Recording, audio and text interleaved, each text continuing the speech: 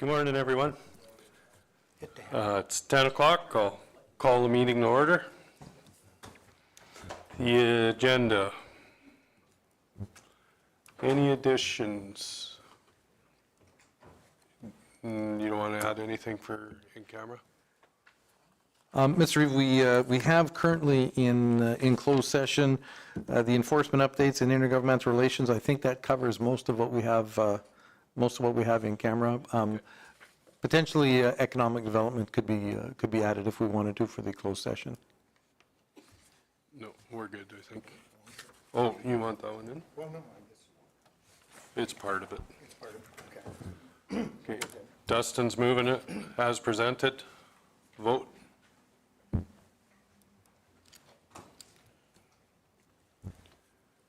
Okay. That's carried. Need a motion for the public hearing. Shane is moving that. Can we do an adoption? No, public hearing first. Vote.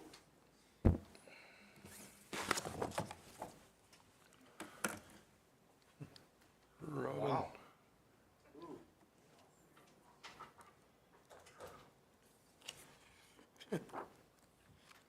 That's carried. We're in the public hearing. My name's Reeve Hamilton. I'll chair the hearing. All comments will be directed through me. Administration will make a presentation first, followed by the opportunity for council to ask questions of clarification. The applicant will then make a presentation if they choose to do so, followed by the opportunity for council to ask questions. Council will then hear from the affected persons in the audience. First, those who are for the proposed bylaw, then those for opposed the bylaw. All presenters must register with the planning development. If they haven't, please do so. If any presenter is referring to a written document in a map, photo, or report, a copy of those documents must be left with administration. Bylaw 2025-18. Will administration please present? Thank you through the chair. Good morning to council. Bylaw 2025-18 is submitted by George Russell to rezone a 1.44 hectare or 3.56 acre parcel from Agricultural District 2 to the Cypress Hills Fringe District.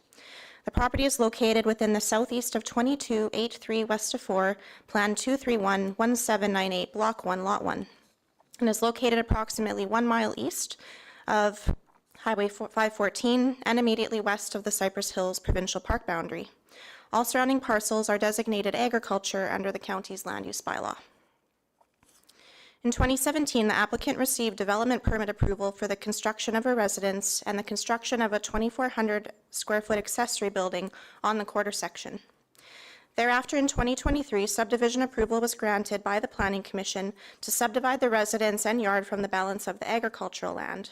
The residence on the site has not yet been built. In conjunction with the subdivision's registration, Access Right-of-Way Plan 231-1799, which is pictured on your drawing there, was surveyed and registered to provide legal and direct access to the subdivision from Township Road 83. In accordance with the Municipal Development Plan and the Cypress Hills Fringe Area Structure Plan, the first parcel subdivided from a quarter section is considered a farmstead separation. A farmstead separation parcel is eligible to retain the same land use designation as the remnant land without the need for council to approve a rezoning by bylaw. Commonly, a farmstead separation will accommodate a larger parcel footprint alongside farm outbuildings, which are usually considered to be oversized for the country residential districts in the land use bylaw. The applicant has since identified a desire to subdivide the original homestead for family estate planning purposes. This yard site is positioned in the southwest corner of the quarter section. Given that a farmstead separation parcel already exists in the quarter section, any further subdivision is required to be first rezoned to Cypress Hills Fringe District. The original farmstead requires a larger parcel footprint than the existing 3.5 acre parcel in order to avoid encroachments over property line. It is recommended by administration that the already subdivided parcel be redesignated to Cypress Hills Fringe District to better facilitate the applicant's intentions.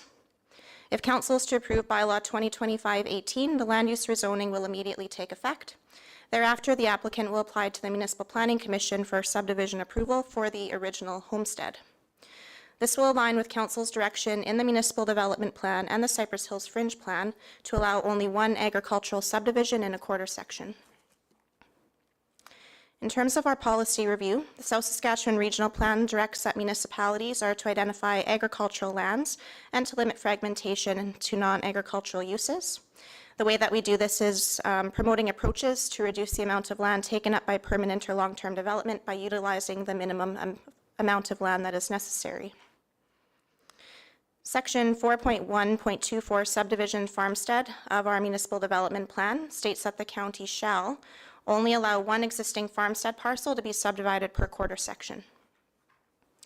Section 4.1.23 subdivision residential of the municipal development plan states that the county may support the subdivision of an existing farmstead if the following conditions are met. The parcel is redistricted to the appropriate use. The residential parcel conforms to the country residential regulation in the land use bylaw. The application complies with the county's design guidelines and construction standards. The subdivision does not impact or hinder the agricultural use on the balance of the quarter, and that all parcels have direct access. Under the Cypress Hills Fringe Area Structure Plan, Section 5.1 goals, it states that no further subdivision is allowed after the first subdivision in the agricultural district. The agricultural land use classification allows some fragmentation to occur. Retaining the current land use classification is seen to balance the ability of the landowner to meet their family estate planning requirements while minimizing uncontrolled sprawl and preserving the ability for ranching to remain viable in the area. Section 7.2 Land Use Policies of the Cypress Hills Fringe Plan directs council as follows.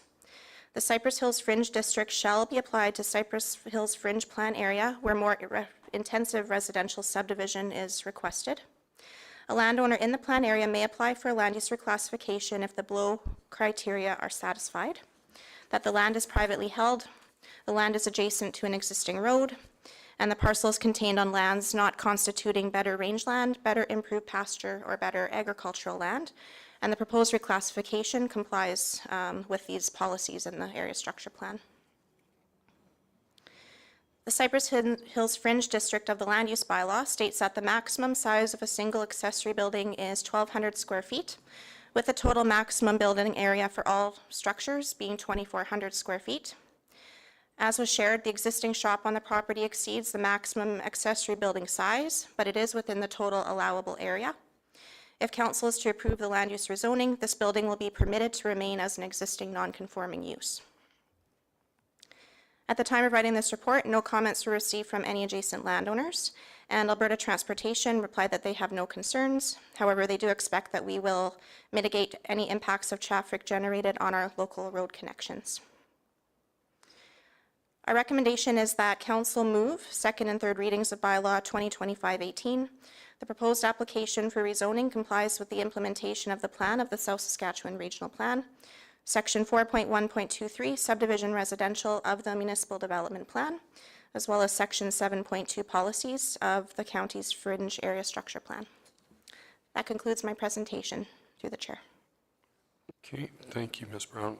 Are there any questions of clarification for administration?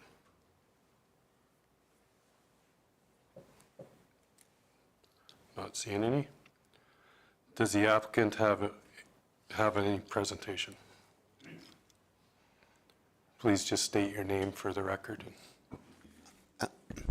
No, I don't have a presentation. I'm just here to answer any questions, but I'd just like to say it's been a privilege to work with Kayleen. She understands what we're trying to do and has definitely helped us with this presentation. You can see helped us accomplish that. So if you have questions, I'm here. I need you to state your name for because you're on live. George Russell. Thank you. Does anybody have any questions? Nope. Pretty straightforward. Okay. I will now call for anyone else in support of this proposed bylaw. Are there any? I'll call for a second time for the presentation for this proposed bylaw. I will call for third and final time for any presentations. Not seeing any. I'll now call for any presentations for anyone opposed to this proposed bylaw. Calling for a second time for opposed. Calling for third and final time. I will now call for any final submissions from those who feel they have not had the opportunity to fully participate in this public hearing. Not seeing anyone. This public hearing for bylaw 2025-18 is concluded and no further submissions will be accepted. I get a motion to close the public hearing, please. Yep. Keith? Vote.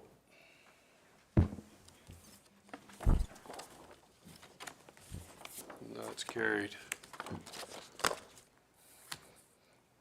Okay, we're back into our agenda. Adoption of the minutes. Lloyd is adopting the minutes. Everybody read them? Everybody's good with them? Any questions? Vote.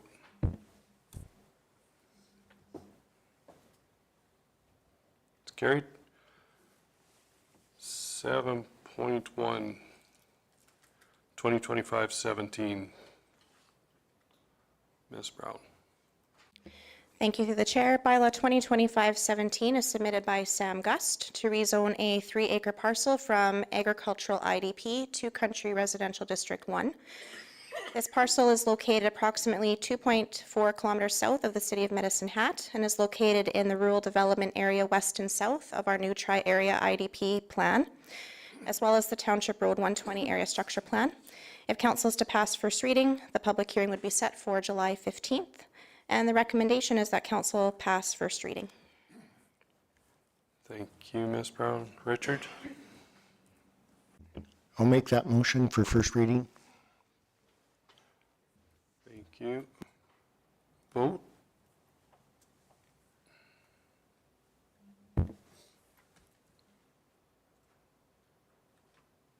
That's carried. 7.2 bylaw 2025-18. Ms. Brown.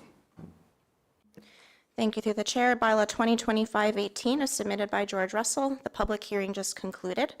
The recommendation is that council move second and third readings of the bylaw. The proposed rezoning aligns with council's goals to continue providing effective planning services. Thank you. Lloyd? I'll make that motion for the first reading. Second reading. Second reading, sorry. Thank you. Any questions or comments? Not seeing any. Vote.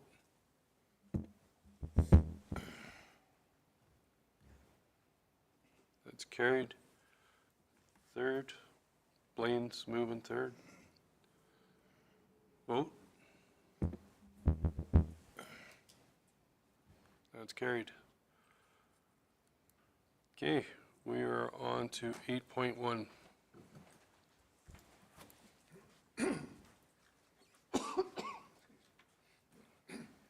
Mr. Cartwright.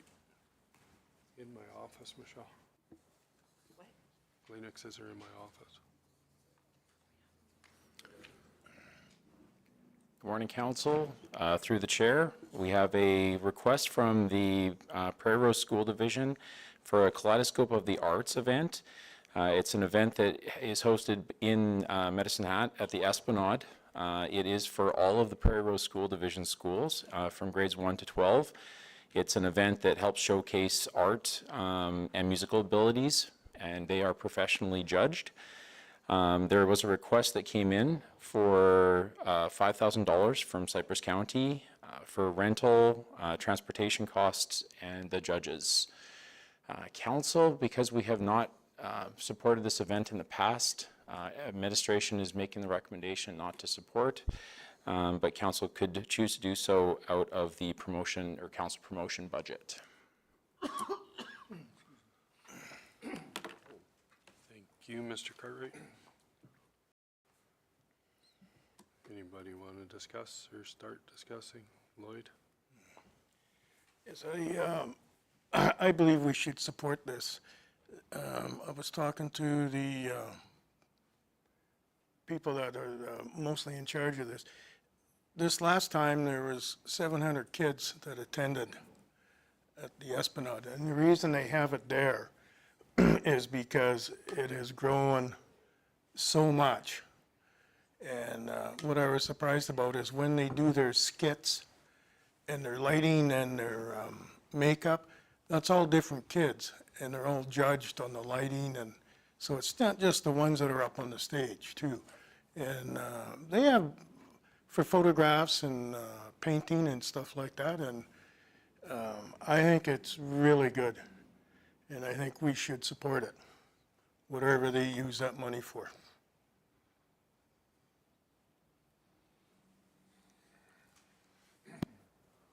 Anybody else? Keith? So do you think this will be an ongoing request?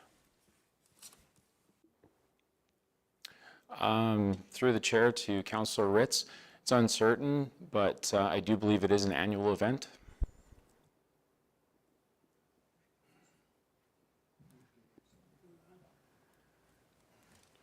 Anybody? Robin? Thank you. Did they make it clear whether this is a request for sponsorship or a request to cover all costs?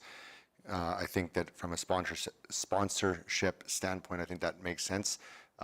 If they're also going out and looking for others, you know, if it's us coming in and they're asking us to cover all the costs, I think that that is a no-go. But if it is kind of more of a sponsorship, I think that's okay.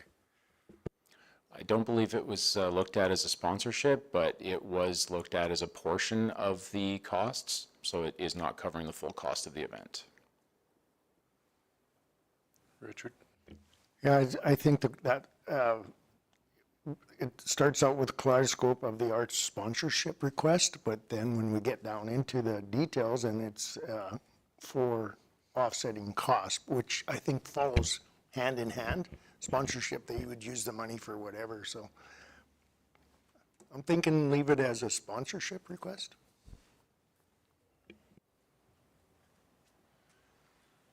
Michelle? I'm probably not going to be very popular, but when I read this, we give the city a lot of money for recreation, to use the use of their recreation facilities. This kaleidoscope has gotten huge over the last few years, and I get that they want money, but in here it says that they're offsetting the cost of the venue. So in my eyes, I think that the city should just volunteer the use of the venue. But that's my opinion. I do support the kaleidoscope thing, though.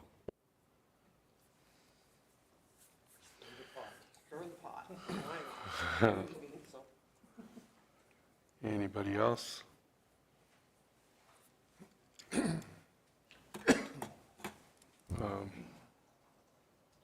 Lloyd? Yeah, the only other thing I wanted to add is, I know this is the first time they've asked the county for funds, but they've been running this program for years with volunteers. And they've been holding silent auctions and raising the money privately. And it's because of just the cost and the fact that it has grown so much and helped so many kids, I think, that the costs have just risen and they're looking for help. And I think because it's the first time they applied, it shouldn't be the reason we turn them down. Blaine? Well, seeing as it sounds like we're potentially going to take it out of the communications fund, how much is in the fund? Because there's going to be a request coming here shortly for more to come out of there, and how much is actually left in the fund? Through the chair to Councillor Brost, we're currently sitting at approximately $9,000 left in the council promotional and supplies budget. And that has to get us to the new budget. Correct, unless council would choose to make an amendment for another fund. Richard? So I have some ideas here. First of all, they're not, we've always struggled when a school district asks us for funding for classrooms, because we know that half of our municipal taxes that we pay goes towards schools and the operation of them. I look at this as this is something that volunteers have put on that it says showcases student talent. And so to me, it's a different venue. It's a completely different thing. So I am in support of this, and I'm also going to suggest that I think I'm done building playgrounds. And I know there's some money in that account, that is money in our cap funding.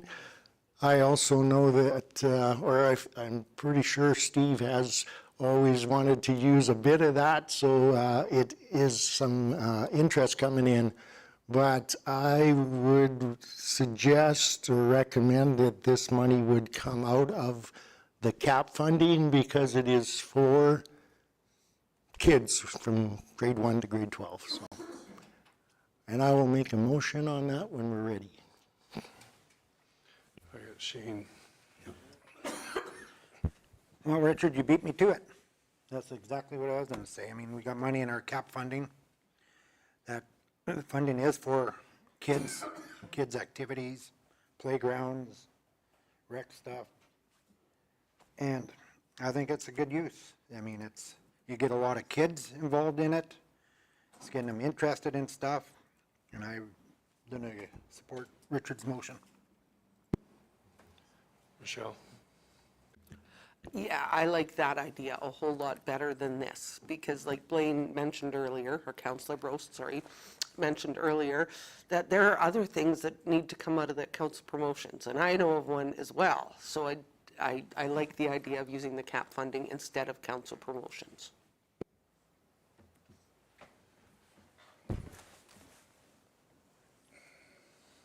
Anybody else? Richard? You want to make your motion? Well, Lloyd made the motion, sorry. Yeah. It just depends if Councillor Watt wants to withdraw his motion. Or can we just amend it for the funding, the way the funding's going to come? Sure. A friendly amendment to have the funding come out of our gravel, our cap funding. Community aggregate payment. You good with that amendment? I'm good with that. Okay, so on the floor is a motion for $5,000 for this, coming out of the cap fund. Any questions on it? Keith. Oh, go ahead, Keith. Do you want to adjust the amount, or do you just want to go with the 5,000? That's going to be my question, but everybody's on the, just because they asked for 5 doesn't mean we have to give the full 5. There's other things that go on through the year. But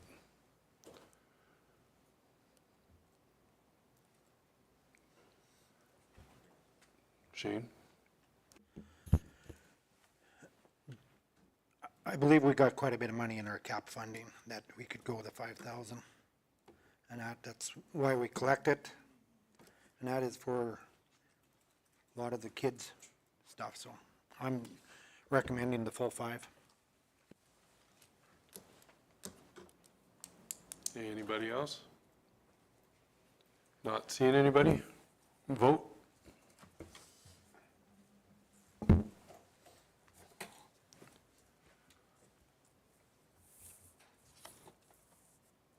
Blaine? That's carried. 8.2. Mr. Cartwright. Thank you. Through the chair to council, and what an awkward item to bring second. Is the Dunmore Community Association is holding their annual Dunmore Days event scheduled for August 16th, 2025. One of the components of the event is a pancake breakfast where Cypress County councilors volunteer to cook and serve for the attendees. The Community Association is requesting a $1,000 donation to cover the cost of the breakfast and for some councilors to attend. Cypress County Council has historically sponsored the event. For this reason, administration was recommending funding of the full ask from council promotions budget. Of course, council could choose to make amendments to this as they see fit. Thank you. Yeah, before that's empty. Blaine? Are you going to do this all day? I'll make the motion to give them $1,000 or spend $1,000 on the pancake breakfast. It's been a good event over the last number of years. I actually quite enjoy going there. We get a lot of good news stories and pat on the backs from the Dunmore Association for what we do over there. So I have no problem taking it out of our what do you, that account, the concert communications account to pay for that. Michelle? Through the chair to Mr. Cartwright, this has historically come out of council promotions every year that we've done this, right?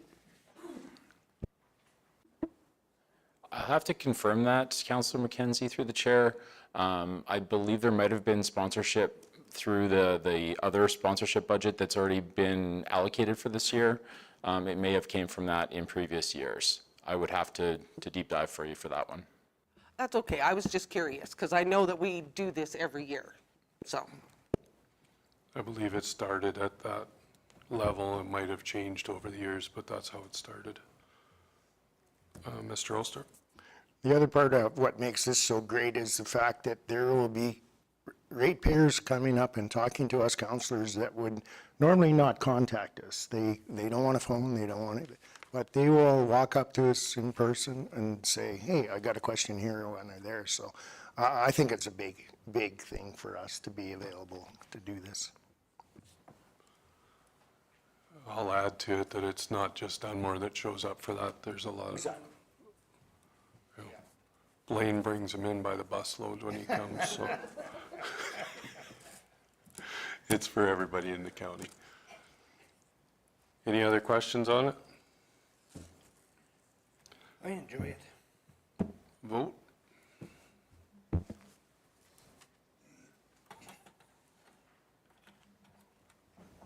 That's carried. 8.3.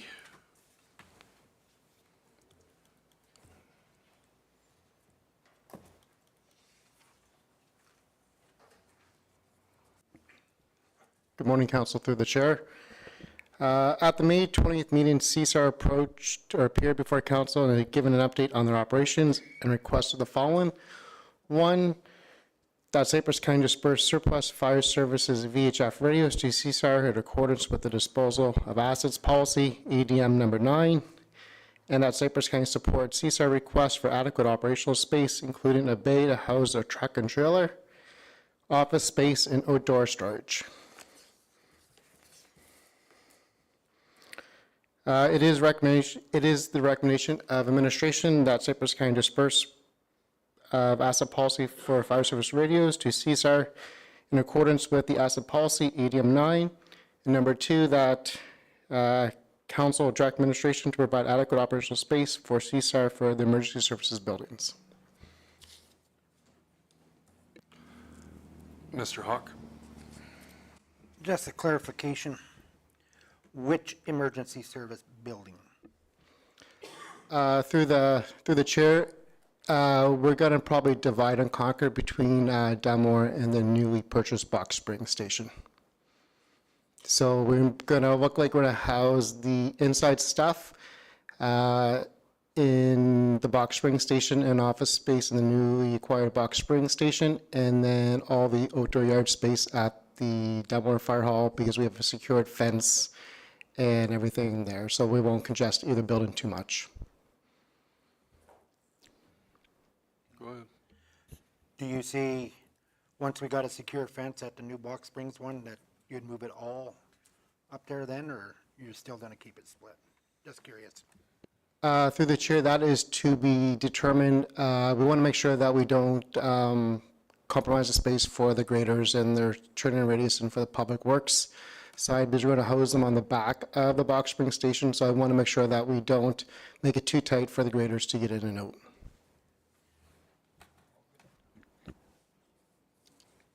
Okay, so you're making the first motion? You got her. Cypress County disperse the surplus for the fire radios. to this, to CSAR? Any questions or comments? Vote.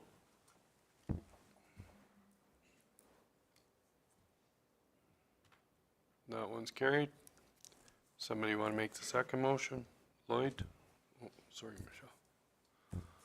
Lloyd's making the second motion for them to have the space. Yeah. Vote.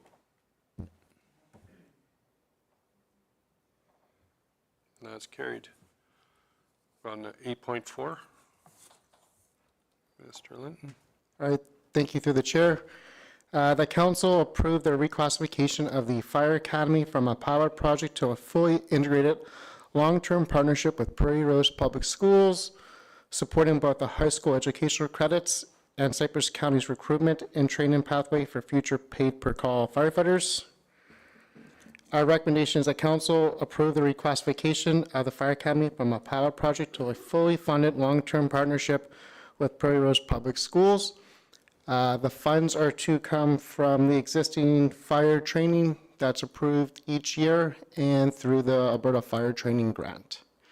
Just to note, the last 2 years we've been able to use the fire training grant and we get a significant increase. However, just to be fully transparent, that they always tell us that's a 1-year fund that continually gets approved, but there could be a point where that fund does go away. They have doubled the fund from $500,000 to $1 million through the Alberta Fire Chiefs lobbying.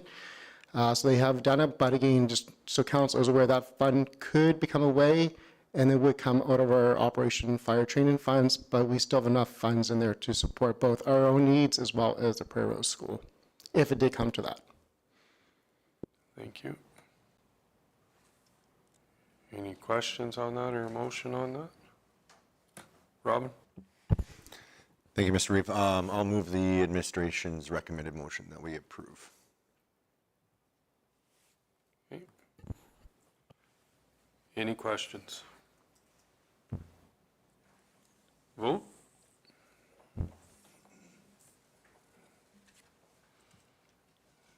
That's carried. Thank you. 8.5.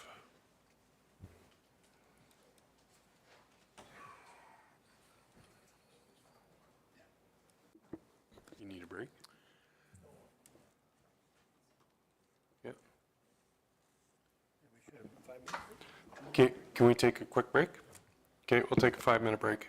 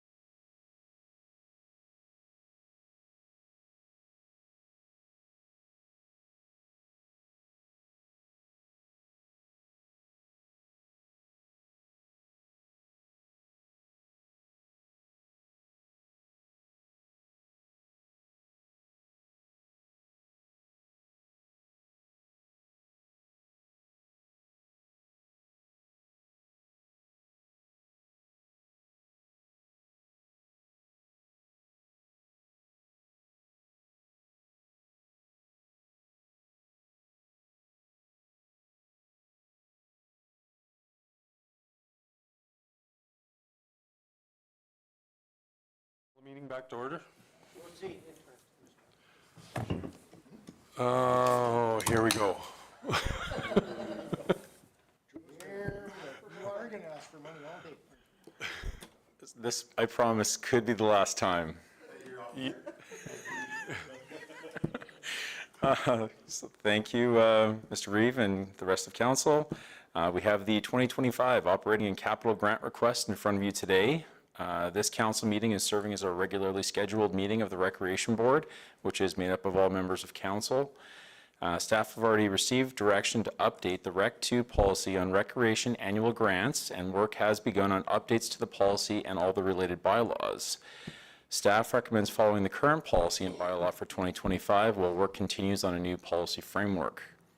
There are some significant capital projects requested this year. The Dunmore Equestrian Society is asking for $86,254.27 for completion of the Community Ranch Arena.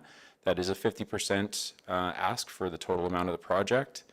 Elkwater Park Golf Club is asking for $12,959 for replacement of the clubhouse flooring and some new doors. That is also 50% of the total project cost. Irvin Ag Society is asking for $49,000 for updates to the bathrooms and hockey change rooms, which is a 50% ask for that one as well. The Jenner Hall is asking for $8,243.95 for renovations to the north room, including the roof, foundation, and interior update. The Table Rock Roping Club is looking for $10,346.26 for the inclusion of shade structures over the bleachers and the tables. And finally, the Diamond Jubilee Rec Center is asking for $92,488.75 for upgrades to the facility, including ice plant repairs, roof replacement, and interior renovations. This amount reflects 25% of the total cost of the project and would combine with a grant from special areas and an additional 50% funding from a potential CFIP grant. Currently, they have put in an expression of interest and would be waiting for the second phase of that grant program. Given the large amount of this request, Diamond Jubilee has requested from council a delegation at the next council meeting to provide additional information and context on the request. The combined total of all the capital requests is $259,292.23. This is well over the 2025 budget of $116,480 by a total amount of $145,812.23. Additionally, the Dunmore Community Association is asking for a permanent increase in operating funding by $3,000 from $10,000 to $13,000. This reflects the additional costs of operating and maintaining of the newer facilities at the site. Given that a new Rec 2 policy is expected by next year, council may wish to consider this a one-time request or have the Rec 2 policy permanently amended, or council could also deny the request for additional operating funding at this time. Administration recommends that council approve the policy-driven operating grant requests. So basically all of the other associations that I haven't mentioned yet for the capital side, and provide direction on the distribution of the capital funds. Council may also wish to defer a decision on the Diamond Jubilee request until such time as the Community Association has an opportunity to present to council. Thank you, and I am prepared to attempt to answer any questions. Dustin. I was going to leave this alone, but I just can't. I can't. It's one of them things. So we're $145,000 short on budget. I think the request that Dunmore is asking for is reasonable, and that should be left in. The Dunmore Equestrian, I won't even entertain this personally. They need to figure out how to complete their funding themselves, in my mind. Elkwater Golf Club, I'm not a fan. We don't own that, and I don't want to support it. So if I take out that stuff, that leaves us with a $46,598 deficit. The Diamond Jubilee, I'm actually okay with supporting that in principle, just because our ratepayers use it, but not all of it, not what they're asking. So I guess I'll stop there and then I'll come back to it if you guys got to talk. I think Al had his hand up. Thank you, Mr. Reeve, members of council. The new policy is being worked on, and one of the things that will be presented to council in the new policy is that grant funding should stay inside the county. We have ICFs with our outside neighbors, in this case, special areas, the City Medicine Hat, Red Cliff, and we do pay the City Medicine Hat a large chunk of money every year for our residents to use their facilities. We pay under $15,000 a year for our residents to use Red Cliff. So I would suggest that that we will presenting to council that grant funding paid for by county taxes should stay inside the county. The Diamond Jubilee is outside the county, and that should be handled through an intermunicipal collaboration framework agreement, which we currently have with special areas, but there's nothing in that agreement to talk about these things specifically. We do everything else through the ICF. Why would we fund community halls outside the county, outside of the ICF arrangement? That is the protocol. That's what the province put in place about 4 years ago, was the ICFs, and we are kind of going around that direction of the province by funding directly to organizations outside of the ICF program. So I would suggest that inside the county council do whatever they would like to do, outside do whatever you'd like to do, but I am suggesting that the ICF program was put in place specifically to manage 4 or 5 issues: recreation, emergency services, and a few other things through the ICF program. And by funding outside the ICF program, we're kind of doing an end around the actual reason for the ICF's existence in the first place. Robin, you were... Yeah, no, actually, and thank you, CAO Hogan. That's a good point. With regards to the listings, I agree with Dustin. I do think that we can probably whittle this down quite a bit. The other question I have is with the Urban Ag Society, if that's specifically for one of our facilities, would that not just be a capital upgrade that would be required? Like, I know it's kind of falling under recreation because it's going to a society currently, but like if we're talking about, potentially stepping up and taking a more active role in some of our owned facilities, I don't know that necessarily falls under recreation funding as much as it does capital improvements and upgrades. Through the Reeve to Councillor Kerpwhite, the meeting on July 15th, there will be a report coming on the arena in Irving. I believe this is a request from the Irving Ag Society. I would suggest that because it's a building we own, and we talked about this at length before, I would suggest that this just be put on hold until we have that coming forward. I know Mr. Jacobs, who is away on vacation today, is working on that report. It is mostly completed, and it will be presented to council on the 15th, so that the Irving Ag Society request could be revisited on the 15th, depending on what council would like to do with the bigger picture of the arena. $49,000 in the arena doesn't. It does. It's merely a drop in the bucket to what the arena actually needs. Especially when it's been brought forward, that could be $3 or $4 million that we need to just have ice. So what do we need dressing rooms for if we don't have ice? We're not going to do that through recreation. No. Lane? Okay, I'll put my 2 cents in now then too. So I agree to a certain extent with Dustin on the Dunmore equestrian, but I think we gave him the $15,000 grant last year. I would think we should bump that and move it over to an operating fund, and that way we stay away from the capital. Bump it to 30. That save $55,000 that they were asking for. Just settle down. We already given 15, so relax. And as far as Irvin goes, I have no problem giving them $49,000 because they're taking it out of their budget to fix those dressing rooms and sinks and all the rest of it, and that's the money that they've saved. Half of that money is what they've saved, and that'll be less than it's going to cost us if we end up taking it over or whatever we're talking about down the road here. I have no problem giving them that 49 either, because that kind of stays within the budget. Where else was I here? Oh, the Diamond and the Table Rock, they want 10,000, so that's 100% is what they're asking for. So drop that to 5, because we only ever gave anybody else 50%. I don't know when the last time we ever gave 100. And if we don't do the 92,000 because of the ICF talks, we've shrunk that 145 overage to having about 60 or 30 left over, if you do the math.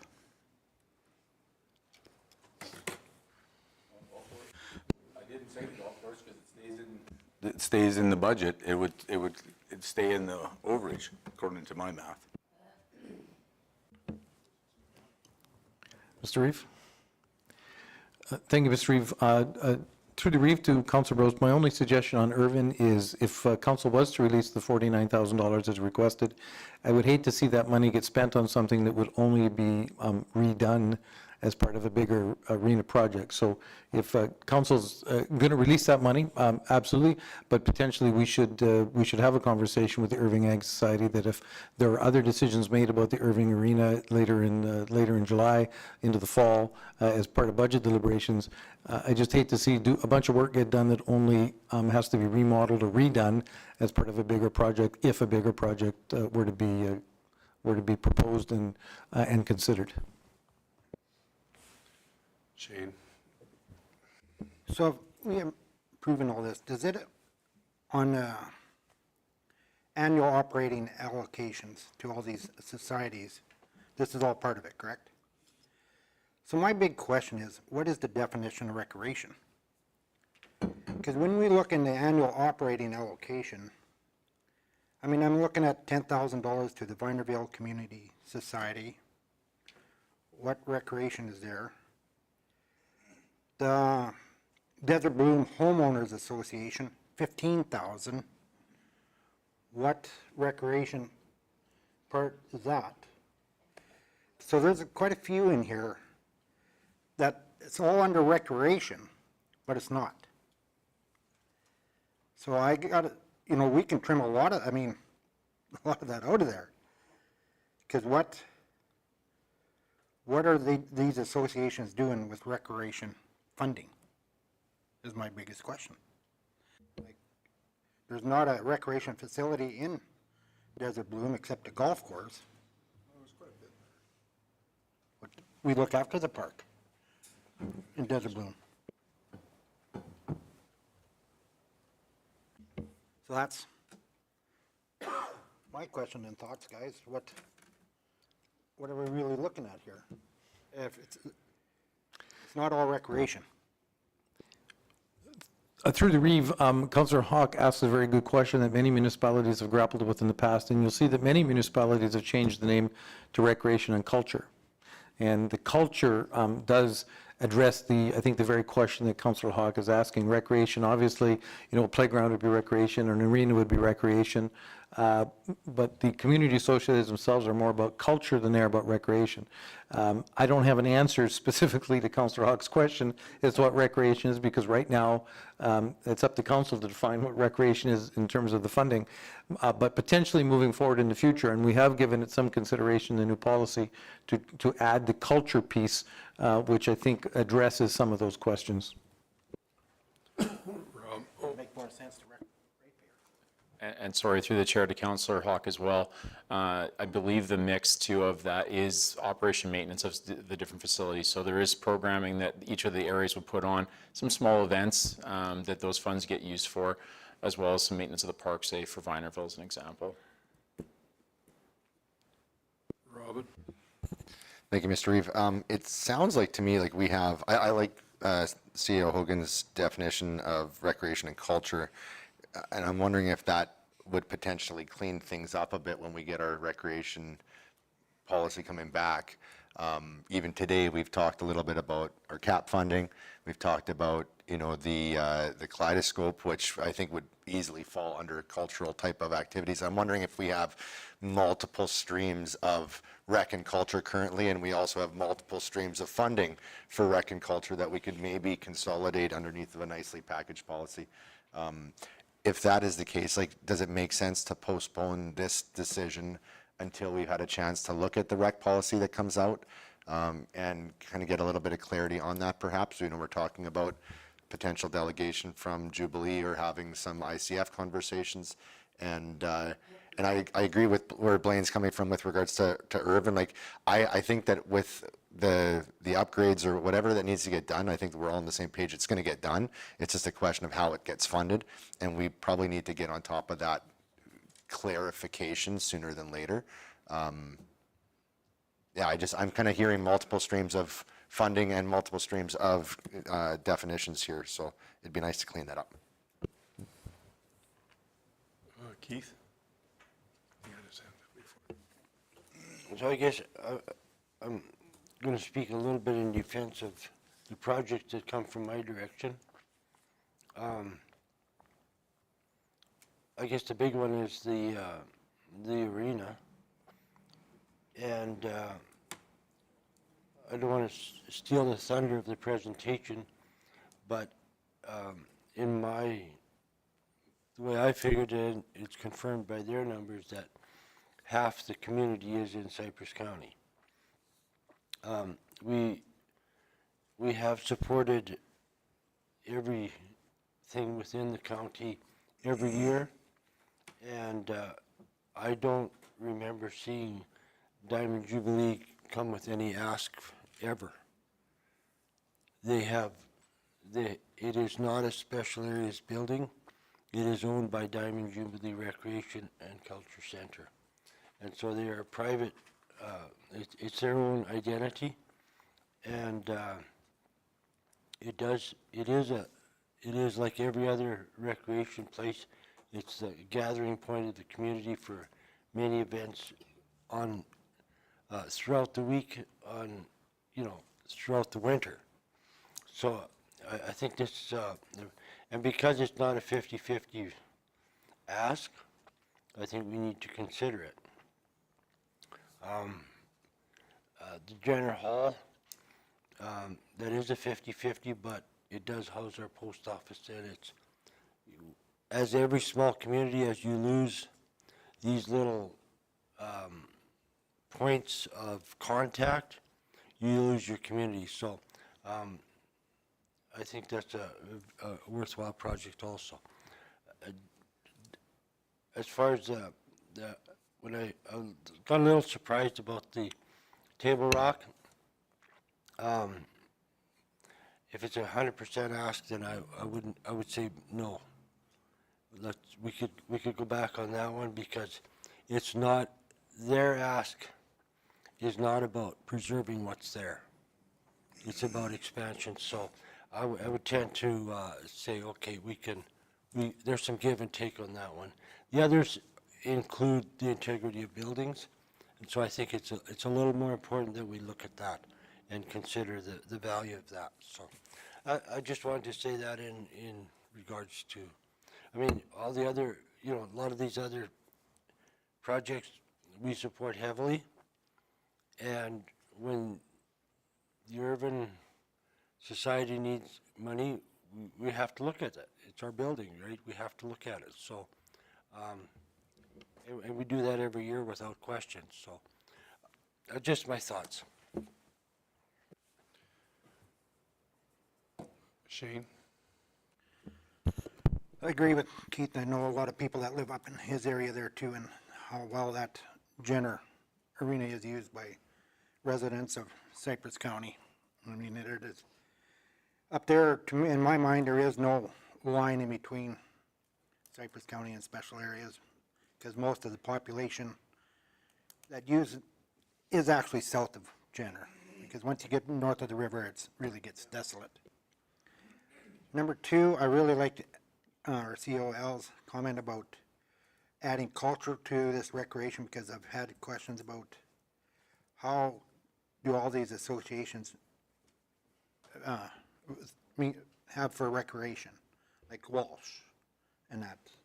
What recreation is that? So that when you look under the heading recreation and you see all of this money going out, it's being questioned.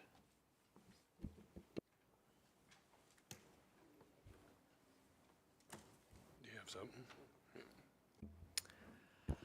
Okay, after listening to all this, I don't mind giving the Jenner community something, but I agree with Mr. Hogan that it should be done through an ICF, not recreational funding.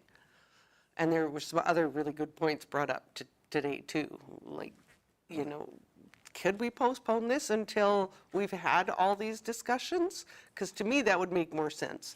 Just, if we grant all this and give it all out now, it was stated that, well, what if we just change our mind after we've had all these discussions and want to do upgrades? Well, then we're doing it twice. So, yeah, that's really all I got. Mr. Cartwright?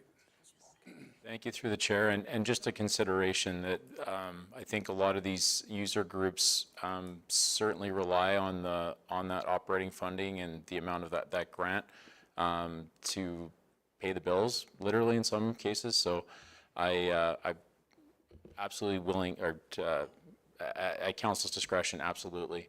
But just a consideration around the timing, and we're kind of already halfway through the year. We typically try and get this the funds distributed around this time each year. So a delay could potentially have some issues to some of the user groups. But we could authorize this today and leave the capital off today so that this could go forward for the. Okay, that's exactly what I was going to say, actually. When I was talking about it, I was talking about the extras. This funding here that we do every year, I totally think that should go out now. But everything else that's been added to it is what I'm struggling with. Thank you for the clarity. Keith and then Dustin. So what would be the time frame on this capital portion? Would it be a month? Because I just know some of these are, you know, like when I look at all these projects, a lot of them are summer projects. We delay them, and then you get into, by the time the ball gets rolling after their funding is in place, then they're looking at the end of August, and then is there time to get some of this stuff done before the cold weather hits? Well, it'll probably be July before we get back to it. Gets through the next council meeting is July 15th.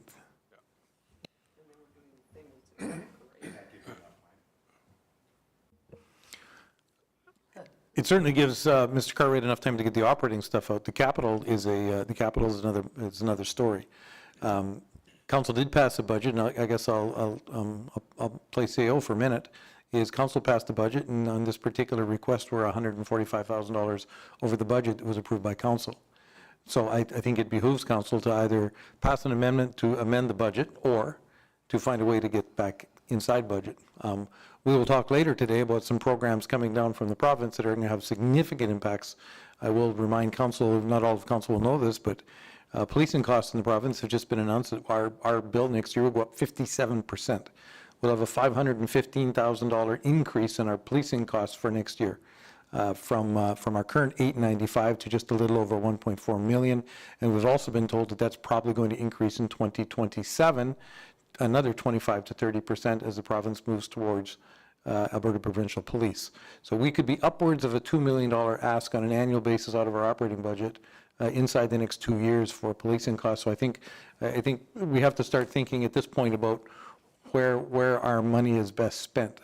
And that's up to council, 100%. That's council determination. But there are some pressures that are coming down from the province that are going to significantly increase the demands on the county. Dustin. Okay, so can I entertain a motion then? Yeah.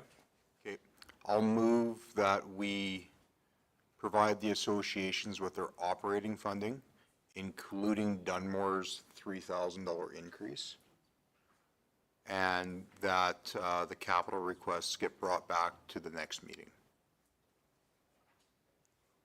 I don't get them moving anyhow. And I think that'll, Associations moving forward so they can do their programming and that for the summer. and I think that maybe we should have a little bit of time to dwell on what we want to do here, and that should give us, is Diamond Jubilee coming in at that meeting?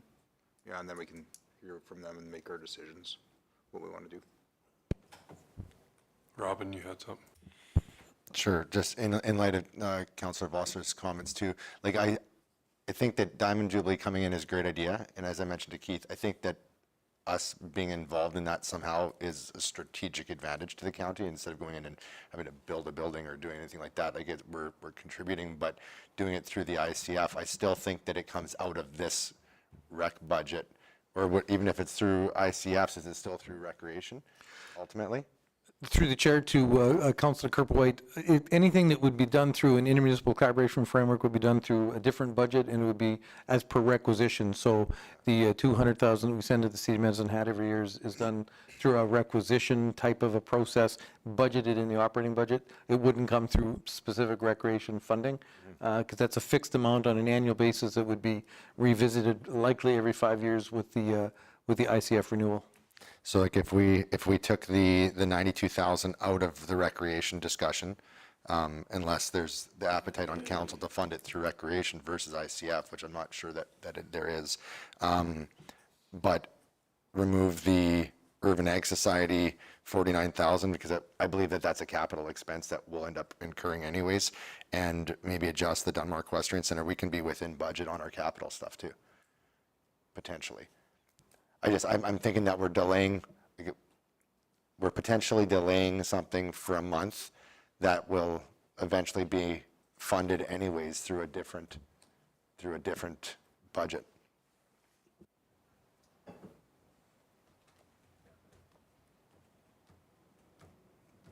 Wayne?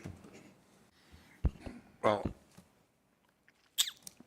I agree to both of you, but the only thing, if we're talking about the budget right now, and I agree with maybe revisiting the Diamond Jubilees coming in anyways, and we can discuss that one as we're going forward.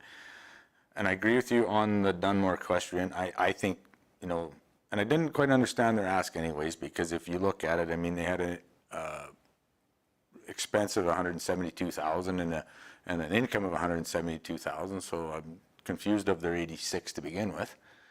And we're giving them 15. They're already getting the 15 in the operating, right? Because that's in the budget. Well, I thought we gave them 15,000 last year, because it says it in this, or maybe it was at the capital grant we gave them 15,000 for, and which probably shouldn't have even went into capital. It should have went into an operating line in the first place.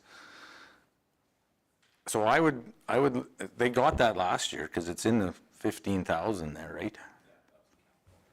So I guess it's not in this year's budget then, is it? Right? No. Wouldn't be in this year's budget. Okay, so I would take the whole 86,000 out and revisit them ones too, along with the Diamond Jubilee, because I feel that they're probably more posed, in my opinion, to go to an operating account than a capital one to begin with, because that's not our building. Same with the Diamond Jubilee. In my opinion, is more of an operating line than it is a capital, because it's not our building.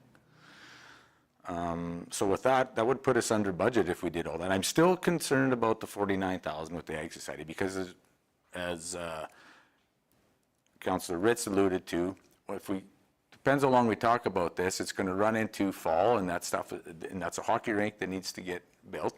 And the 49,000, like I said before, they're using half their money anyways. It's in the savings, and we're going to have to, whether we decide what we do with that building, we're going to spend that money anyway. So they already have they have it budgeted, they have the costs. As far as I'm concerned, they should go ahead and do those renovations, because they're going to need to be done anyways. And if we put that 49,000 in, we're going to be under our budget if we take out those other ones. I mean, between the 85 and the 92, that's $180,000 to begin with. If we leave Irvin's in and cut Table Rocks in half, because that's what we did with all the rest of them, that would be my opinion. Mr. Reid, members to Councillor Brost, I don't disagree that the work needs to be done. I just worry that they would spend $50,000, $60,000, $70,000, $80,000 on renovations. We haven't completed the building assessment. We don't know if any of that would end up being ripped out. I'd really hate for us to be in a position that's the typical municipal position where we pave a road and then we dig it up to put underground in afterwards, and then have to repave it again. And that's my concern. I think it's a good ask. I think it's got to get done 100%. We're hoping to get some decisions from council on the 15th of July regarding it. But I just hate to see work get done that doesn't fit with whatever the bigger structural renovations on that building have to be. That's my only concern. Half a cent. I really agree with the analogy. I guess my confusion was, I thought this conversation wasn't going to happen until September. So if we are going to be talking about this in July, I'm okay with that. Because I don't want to wait till September and then all of a sudden we're in the middle of hockey season and we're going to try to fix this building. It will come to council on July 15th. Then I'm okay with that recommendation. I have a motion on the floor. Motion is to pass, Can't read that. I guess. My motion was to pass the operating budgets, including Dunmore Equestrian's $3,000 increase, and bring back the capital budgets to the July 15th meeting. Dunmore's Community Association. You know what I meant, but didn't say. Right there. Yeah. Some bigger letters, now I can read it. Thank you. Through the chair, we actually don't need a motion to approve the annual operating because it's set in policy. What we did need is just the $3,000 increase. So just the increase and bring back on the 15th for the capital. You good with that? Okay. It's the exact same thing I said, except different. Okay, the motion's on the floor just to increase the Dunmore Association $3,000, bring the rest back on July 15th. Vote.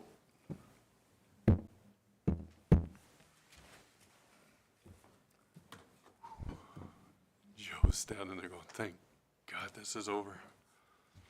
Al should have gave me a tall chair to sit on.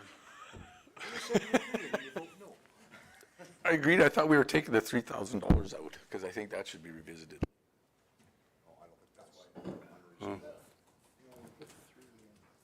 They do lots of, okay, so we are on to, what the heck are we on?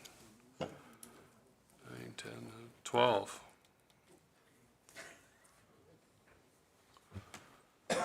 Mr. Hogan. Thank you, Mr. Reeve, members of council.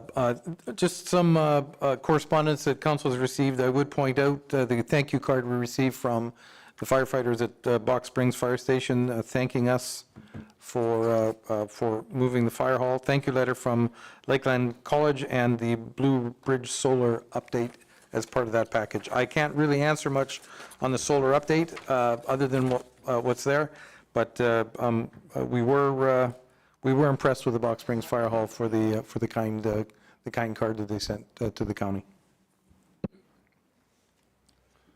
Somebody want to move the report? Keith is moving it. Any questions or comments on it? Shane? A follow-up. Just a follow-up to our COL. I brought up last council meeting about warning lights. Have we followed through on, just curious on that, at these intersections or fire halls? Through the chair to Councillor Hawk, Fire Chief Linton has reached out to Alberta Transportation, so the signs are on order. It's going to be a while. I don't know if they've gone with any sort of lit signs, but it's showing kind of the entrance we've chosen for 7 persons, for the Box Springs and for the Dunmore fire halls, all because they have that main highway access. Thank you. Thank you Any for other that. questions? Vote.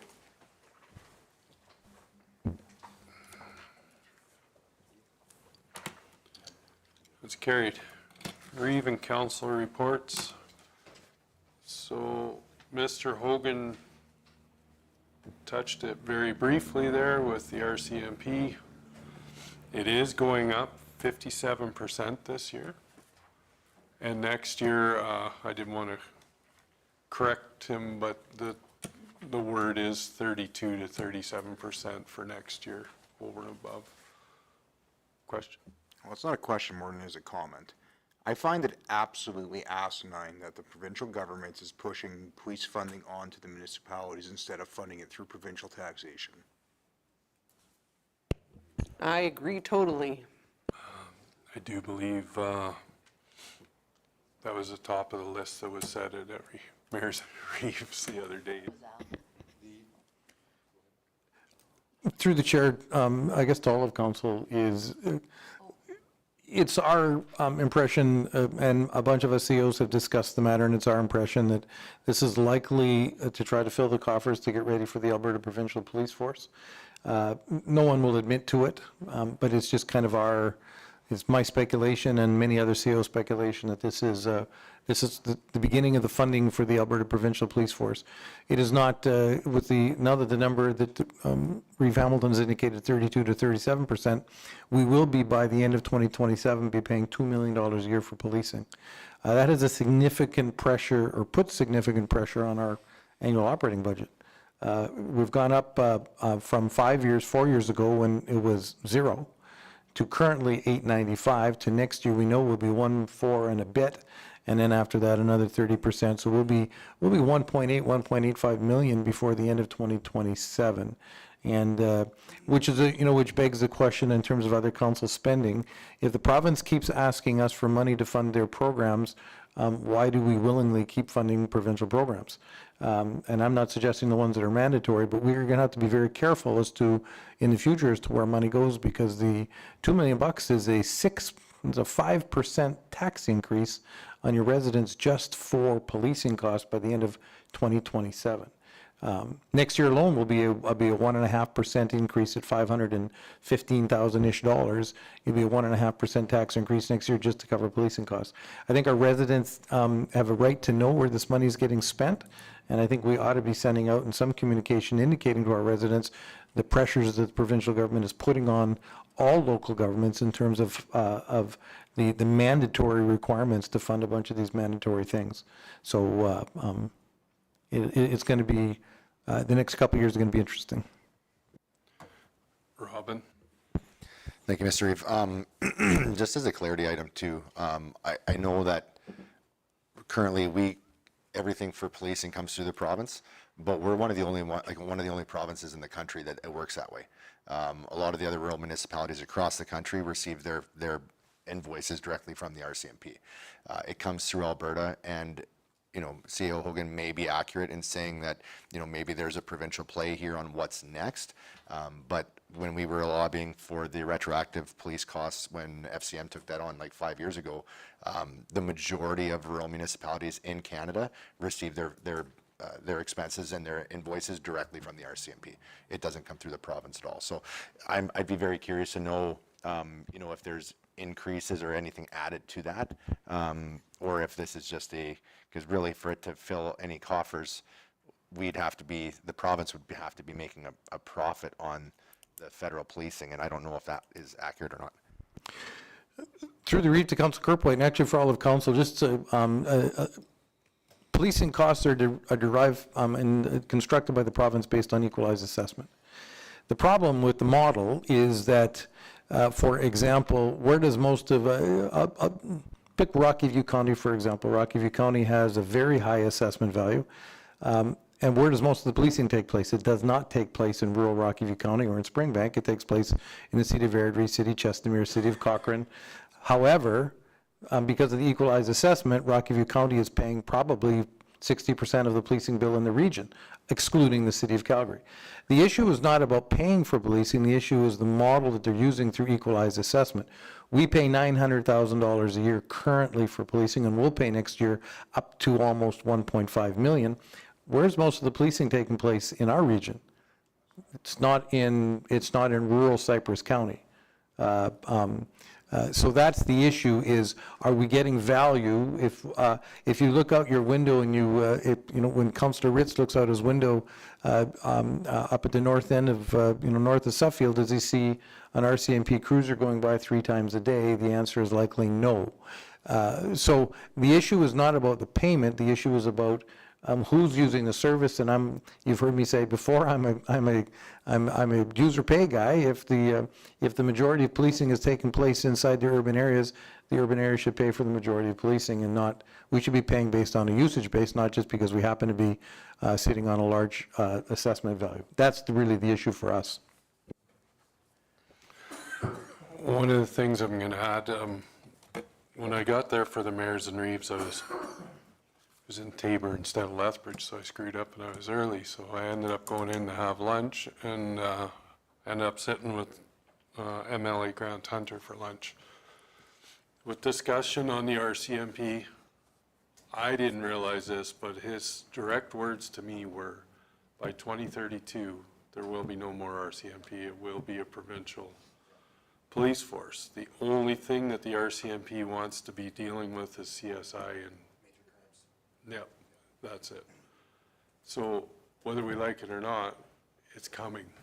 And I think this is the province's way to show that it's coming. You're gonna be paying the bill anyhow, so. And that's federally led. Yes, that is federally led, yes. That's, yeah. So, Dustin and then Michelle. I personally don't have a problem with us having to pay a certain amount for policing, but I think we need to pay for the amount that we are receiving. And, you know, seeing the last couple of years of what's going on within this municipality and the way crime's up, the way theft is up, the way everything else is going, we ain't getting anything for our money that we're putting in. And if we are, it's a catch and release system and it ain't working. We certainly are not going to be anywhere close to getting $1.5 million worth of policing. Like, and if we are, God, those guys are getting paid a lot. But there's a break in this system that we need to hit on the head before it gets out of hand. And I'm not sure how we do that, but whether we got to write letters, whether we got to shake heads, knock heads together, something's got to happen. It's got to happen soon before it gets out of hand. Well, it is out of hand, you're right, but it's going to get more out of hand. There's a lot of municipalities that are saying the exact same thing, and I do believe there's some that are putting their heads together to come forward with some, just like we did with linear assessment. We took the head of that. I do believe there's going to be one or two counties that come forward with the head for the RC, for the policing. Tabor is the first one that comes to mind. They're really getting involved in it, so we can support them when they come forward, but there's some people that are really looking into it now. Michelle. Mine kind of follows Councillor Foster's statement. And I totally agree with what you said. I think it's absolutely asinine that 7,600 people are paying for policing for a city of 70,000. Like, to me, that's just ridiculous.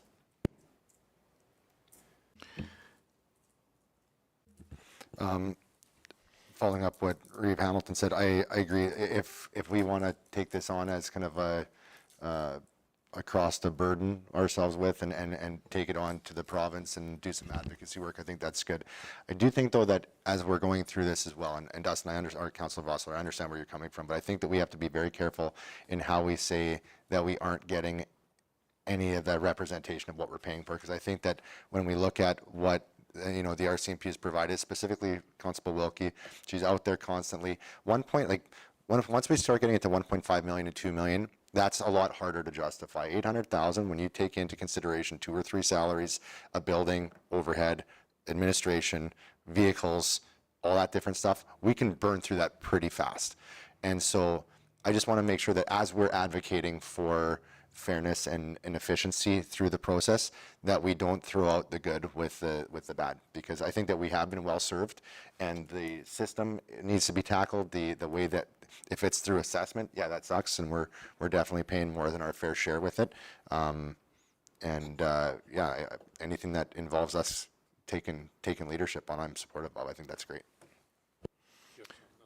Yeah, thank you, Mr. Reeve. I think it's important to note that the province is not talking about increasing any service level for the increased cost. They're not talking about expanding RCMP detachments or police detachments anywhere. So it is purely just an increase in cost. The real issue that we have is in our CO organizations is the model. The equalized assessment model does not adequately, small municipalities with large equalized assessment, because they happen to be sitting on tracts of oil. MD of Provost, for example, is paying more money than we're paying for policing, and they have 5,000 people. So I believe they're paying more than we are, because their equalized assessment, I think, is just slightly larger or about the same as ours. But it's the model that's the problem. 5,000 people in rural Alberta and rural MD of Provost or Wainwright are paying more for policing than the urbans are in even the smaller city centers and the small towns and villages where the majority of policing takes place. And so I think that's a question in terms of how we manage that. We'll be talking to the province regarding the model, because I don't think the model works. I think the model is upside down. So, Okay, that was, oh, you want to add to the bad news? No, I just want to also comment that I feel that the RCMP here are doing a good job. I have had a conversation every once in a while with Rebecca, if it just happened to meet her on the road someplace, and she's off to an area that somebody has phoned in and said, look, we had speeders, people speeding, we have suspicious people or vehicles going around, and I think they're trying very, very hard. Working with what they have for resources, I think they're doing a good job. I don't agree with, of course, the increases because it's ridiculous amount, but yeah, our RCMP are doing a good job. And they, Can I add to that? Just, I agree with you, Richard. What we have for policing in my community now compared to what it was 20 years ago is worth the $800 and some thousand.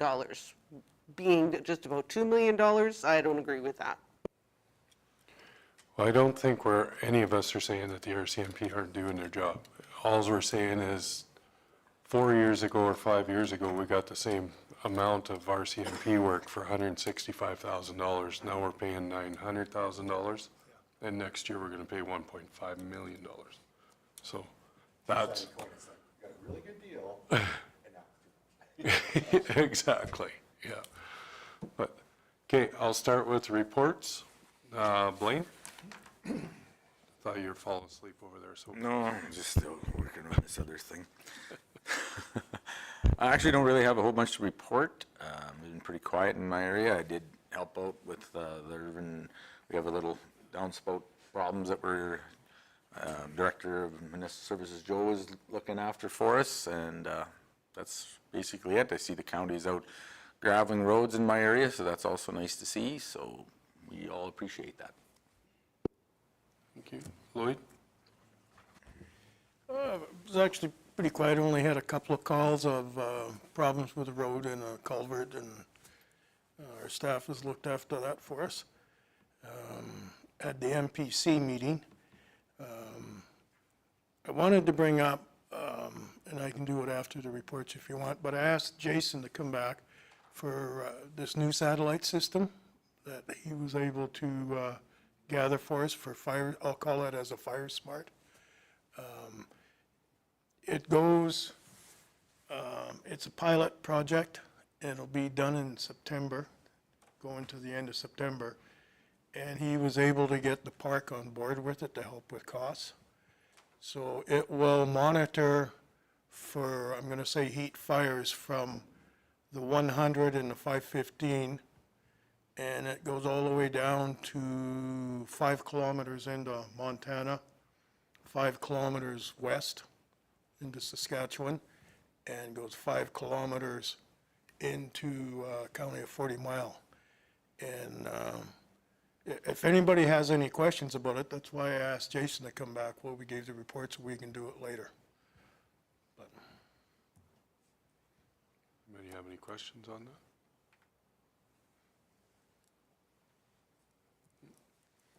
yeah, It's just it's the satellite system.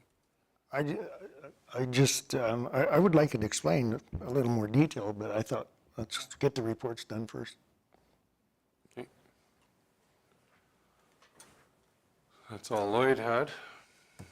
Michelle? Well, I didn't have too much, but something I forgot to add to my last counselor's report was we had done a combination Mother's Day, Father's Day breakfast for the Schuler Community Association, and I helped serve and stuff like that. It was great. Then on June 6th, I had an FCSS AA meeting in Edmonton, and we are taking on a bylaw review. It's the first one since the board was created, so it's overdue, and I'll keep you posted on what happens there. And there was a membership survey sent out to all of the local programs throughout the province, and I have the results of that if anybody is interested in seeing it. We also had a discussion about the membership fees for the board, and that they've never, whether or not to raise them a little bit or not, because they've never been increased since I've been there anyway. I don't think there's been any decision on that yet, but it was something we discussed. And the resolution deadline is September 29th by 12 o'clock. If there are any resolutions to go to the annual conference. And at that annual conference, the South Zone is the ones that are organizing it this year. Then on June 9th, I had a Cypress View Policy Committee meeting. And on June 12th, we had a Cypress View Board meeting where we said goodbye to our current board chair because she's not coming back. She's going touring and won't be back for the rest of the season. So we had a lovely chocolate cake. And we also had a discussion about building 3 14-room facilities, one in each municipality. And then tomorrow I have a short grist meeting, which I can't give an update on it because it hasn't happened yet. Other than that, nothing. Richard? I attended a community foundation breakfast meeting the other morning, and then I've also went to a Palliser Economic Partnership the general meeting was on Friday. Lots of discussion. The board's going to continue to work with the Alberta government to send the executive director and probably the chair over to Japan with the Alberta government attends a trade show over there every year, and they've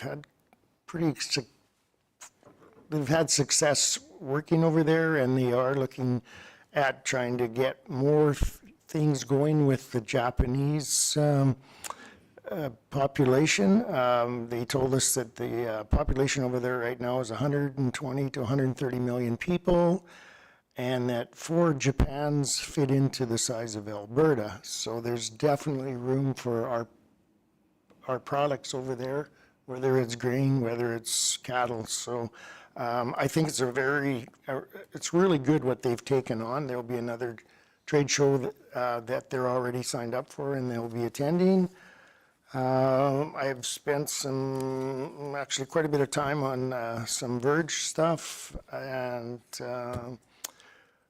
just talking to the public. Interesting fact the other day was that one of the people who live out in 40 Mile, I was curious as I go down that road why there's so many, almost every time there's a few windmills that aren't turning, and I was wondering, was it maintenance or whatever, but the comment that I got from the farmer was the fact that there's too much power being produced and the lines can't handle it, so they actually have to stop some of the windmills from producing. So that's interesting, and I'm sure it's going to be a ways down the road before they'll actually do any kind of major upgrading. But yeah, so just because they're stopped doesn't mean they're broke down.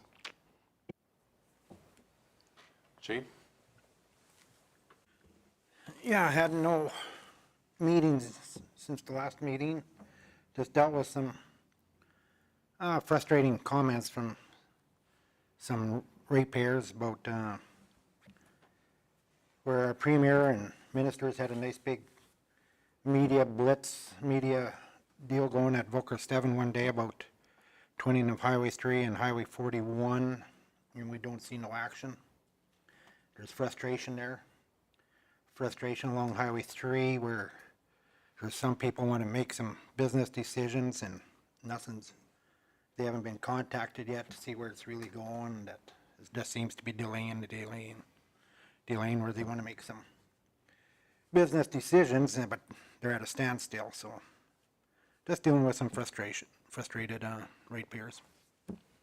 Dustin? I'll echo what Shane said. I've been hearing quite a bit of that as of late too, because the province hasn't followed up on coming out with their latest projection of where the highway is going to go. So hopefully we see that soon. Other than that, I had an MPC meeting last week, and then I spent a few days at the Cypress Farm and Ranch show. And yeah, that's about it. So on Friday, I went to the pet meeting with Richard. my takeaway from that PEP was, there was a very interesting speaker who lives in Edmonton, but he speaks and has lived in Japan. And he, trying to connect people from Japan that want Alberta products and people from Alberta that want to ship their product. And just, there's a whole preparation process of, before you can actually do it, you have to get a number of your things in your, you have to get business ready. And he was very, he wanted to work with people to get that process in place so that when they're actually ready to export, that they would know how to do that. Yeah, and so, yeah, attended the Father's Day barbecue in Suffield on Sunday night. About 50 people were there, a really great meal put on by the volunteers there, so, yeah, that's all I have to report. Robin? Thank you. Busy week last week with family and with business. Nothing to report today, but we'll have a much more thorough report for next meeting. Okay, somebody want to move the reports? Michelle? Any questions on the reports? Vote? Mr. Reed, while you're voting, I just had some text messages back with a friend of mine who's the CEO of the MD of Provost. My numbers were a little bit off, but currently the MD of Provost on their equalized assessment is paying just shy of $500,000 for policing with 5,000 people. They're paying just shy of $100 per cap for policing costs. When the 57% kicks in, they'll be paying $141.30 per cap. And when ours kicks in, we'll be paying almost $200 per person per cap. So even amongst rural Alberta, there are discrepancies on the equalized assessment model that we're paying more than even the MD of Provost. Although they have good equalized assessment, it's smaller than ours, so we're even having, although their population is only slightly smaller than ours, the equalized assessment model just doesn't work. It should be a flat cap across the province. Everybody, every resident should pick up 50, 60, whatever that number is. I don't think it should be floating up and down based on the wealth or the need of a particular municipality. Okay, that was carried. Thank you for that information, Mr. Hogan. Yeah, you want to give us a quick update on that, Jason? Mr. Linton? Chief, he'll always be Jason. Thank you, through the chair. Yeah, so Cypress County, we attended the Alberta Fire Chiefs, and we met a vendor, and they do satellite detection. It's specifically for wildfires and lightning strikes. So we spent some time with this vendor at the Alberta Fire Chiefs and did another couple meetings to see exactly how this technology works, if it would be beneficial for us to try it, and we're going to give it a pilot project.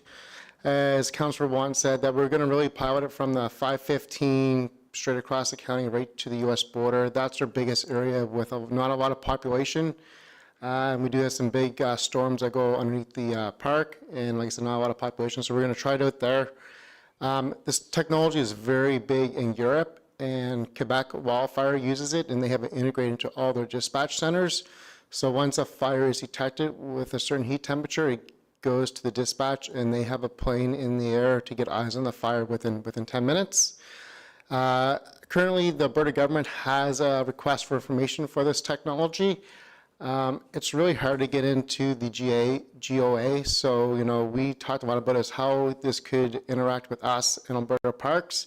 So we're going to do a pilot project. There's going to be about 10 users on it. We get a couple of members from different grazing associations that are going to use it, as well as myself and our deputy chief, and the Alberta wildfire firefighters are going to have access to it as well.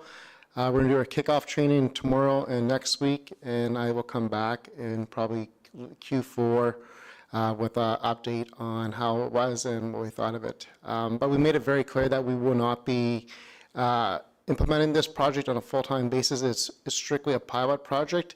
And, you know, really the government of Alberta and Alberta Wildfire needs to take the lead in that, but we're going to try to help build a business case, especially for around here, of how we can integrate that into our area with a vast land and not a lot of residents, especially for the south part of our county.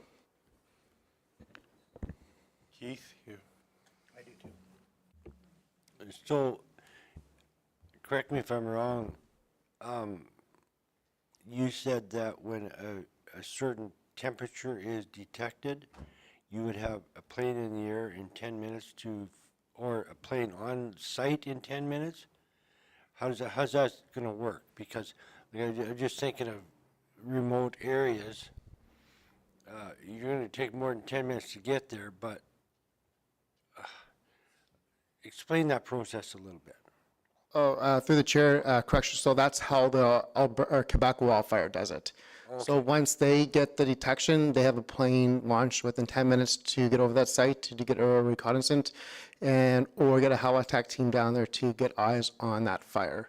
How we're going to do it, it's going to be monitored. So myself, all users are going to get a text alert as well as our dispatch. And then depend on where it is, we'll either drive there, or if it's during the day, we have access to Halo, we will get our helicopter in the air with a duty officer to get eyes on the fire to make sure it's an actual fire and exactly what resources we need versus having a whole bunch of resources going down, not needed, or vice versa. Shane? I really like this technology since I'm a landowner way down south there in that area, which always is a big concern of mine. Being so remote with the lightning strike and nobody around for 25, 30, 35 miles. When you said it's just a pilot project, it might be it'll be interesting to see how it goes and then find out what the cost would be to keep it full-time, because honest to God, I mean, I wouldn't mind paying out of my own pocket for, to have that service. No, I mean, seriously. I mean, it is a comfort to know, because there's nobody down there to see if lightning does hit, and that fire can really get going. Even down in, all them remote community pastures with nobody around, that it can really get roaring before anybody detects it during the night. It's interesting. I'm really glad to see this. Austin? I think there's just one thing that should be brought up for members of council that don't understand why Shane would be willing to pay for that out of his own pocket. When there's a big grass fire down in these big regions, we're talking about 5 years to 10 years of grass being out of production and millions and millions and millions of dollars coming out of a rancher's pocket. It's not something to be taken lightly when we have these big grass fires.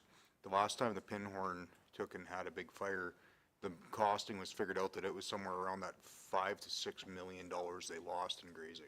It's a big deal, even though it just seems like it's just grass. Yeah, that's what I was getting. Any other questions for Mr. Lind? It's not about the satellite, but is the water tanks put in, or that one down at Sage in yet? Through the chair to Councillor Want, it was down there, but once we did commission of it, it didn't meet our standards. There was still a bunch of residual oil in it. So the tank had to get taken back, and we're working on a solution. The vendor is working on a solution. We will have a tank down there in the next couple of weeks. We just want to make sure that it is good to go, because there was residual oil in there, and that's not what we want for down on that land. But we will have a tank down there very, very shortly. So we are doing lots in that area, it is such a remote part of the county, and like you said, not a lot of people down there for detection. So we are working on different options for early detection and also fire suppression if we need it.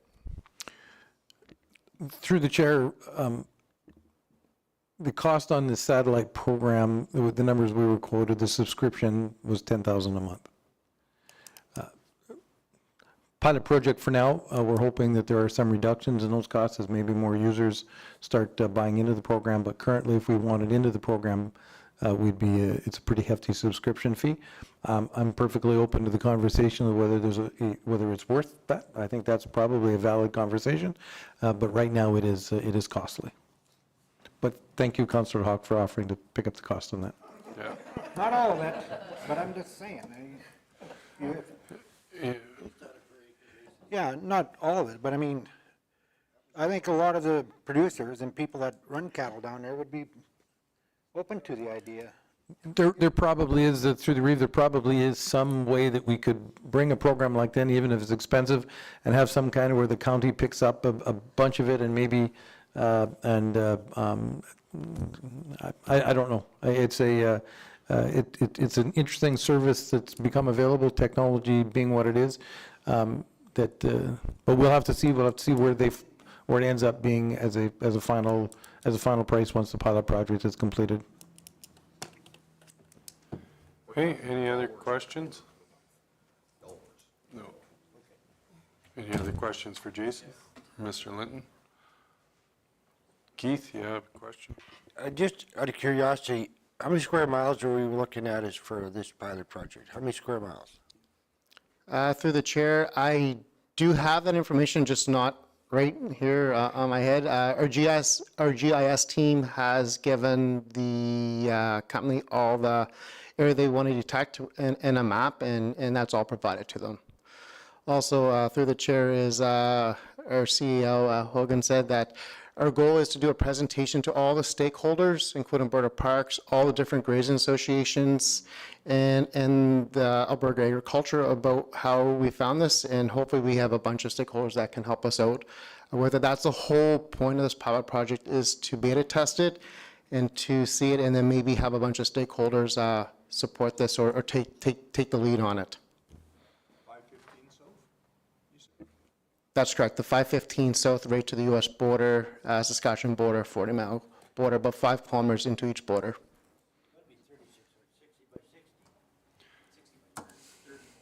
Okay, any other questions? Not seeing any. Thank you very much for bringing the information forward. All right, need a motion to go in camera. Lloyd is making that motion. Vote.